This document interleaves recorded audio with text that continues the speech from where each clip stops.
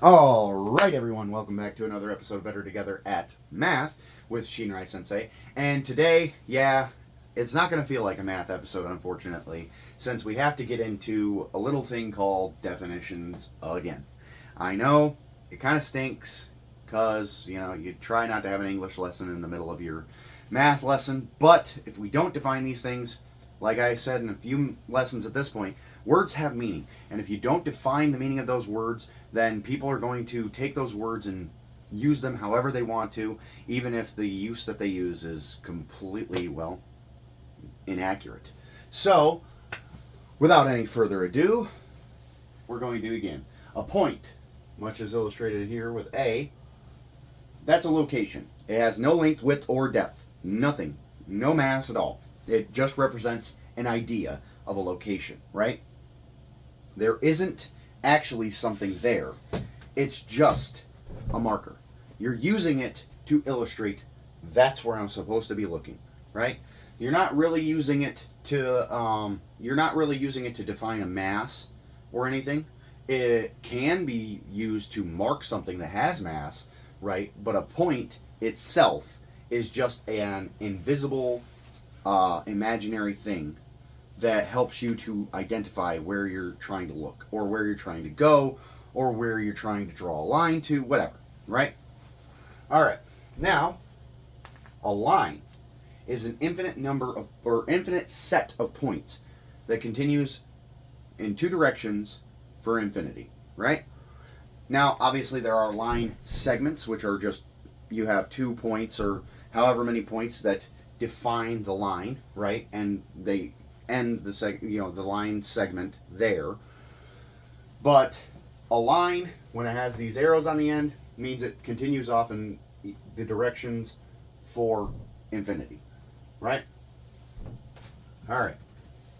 So, infinite set of points extending in two directions, has length but no width or depth. And by the way, it's an infinite set of points because the thing about numbers is they can be infinitely small, because I can have an infinite number of numbers or digits behind the decimal point, right? I can have an infinitely small decimal, just as I can have an infinitely large number to represent whether it be mass in the universe or whether it be the amount of cubic, centimeters in the universe. I can have an extremely, insanely large number, and that's still not the biggest number ever, because there is no such thing as the biggest number ever, because numbers can go on for infinity, right? And so that's why, even if I was to draw a line segment between my two hands right here, technically speaking, that's an infinite set of points between those two hands, because then points can represent things that are so infinitely close together. And it's kind of like parabolas and such, where even though they look like they're touching in the middle, they're actually so infinitely close together that no matter how closely you look, they will appear to be touching, but they actually aren't, right? So, a line, infinite set of points extending in two directions, has length but no width or depth, and can continue past the points for infinity if it's marked with the symbol of the arrow on the ends, right? A plane is an infinite set of points creating a flat surface that extends with no end. Once again, the extending for infinity thing doesn't necessarily mean that the plane just keeps going on and on and on forever. Okay, you can have a plane.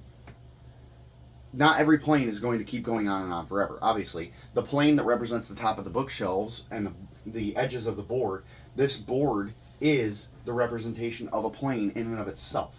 So, the plane of this board doesn't go on forever, but there's an infinite set of points still, right?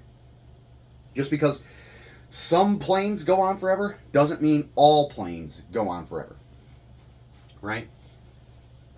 It has length and it has width, but it has no depth. So this is the two-dimensional object, this is the one-dimensional object, and this is nothing at all. A point is just a starting location, right?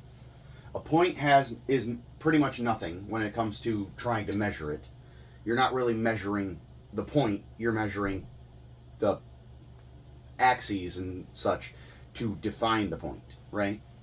Whereas the line, you can actually start to measure this geometric object itself.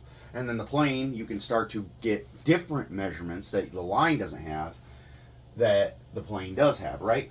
And then obviously when you have a three-dimensional object like a prism or a sphere, right, that's when you start to add that third dimension that we call depth, right? So some examples. A is the point. B and C are on a line together, and this line continues on for infinity as represented by the arrow on either end, right? And then E and D here are not the points. I was trying to use a different color of chalk to enumerate that, but the blue chalk is super, super difficult to see.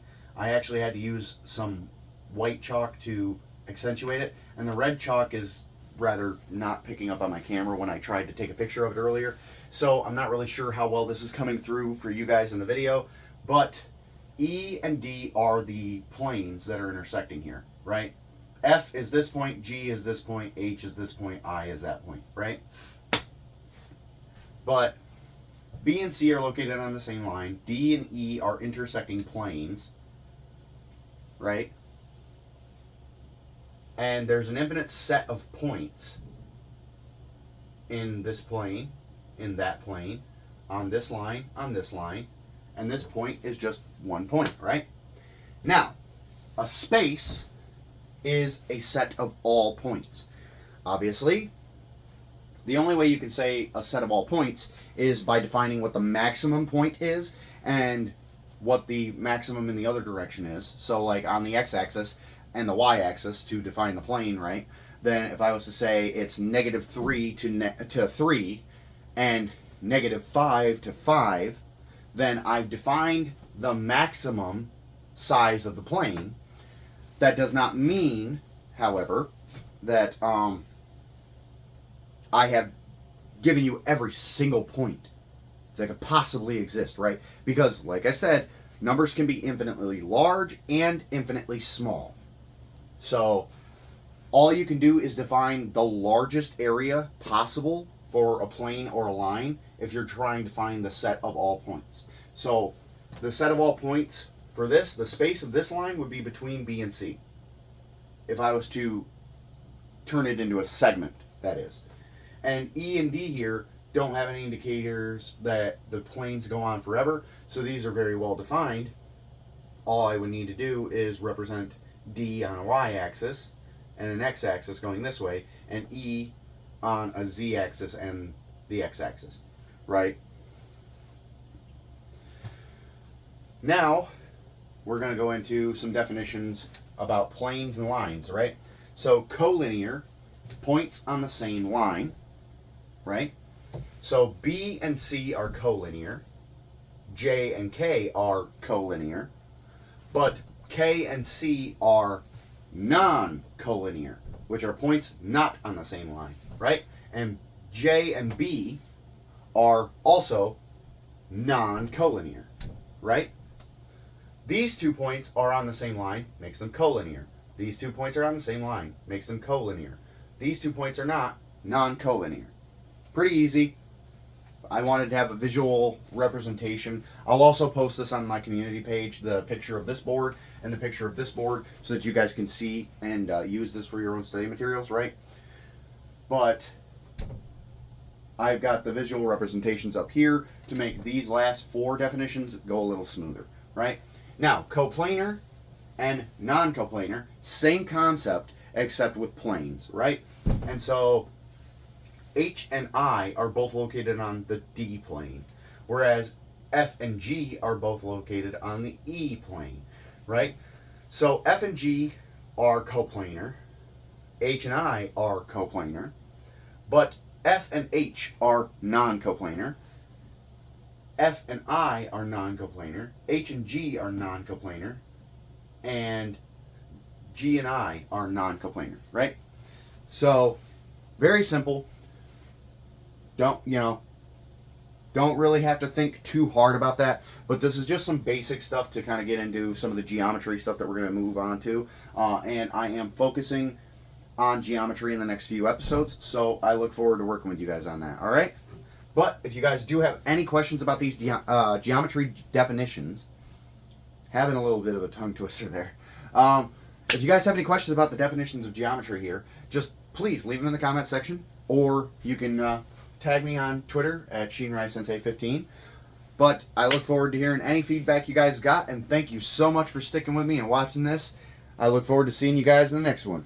Peace.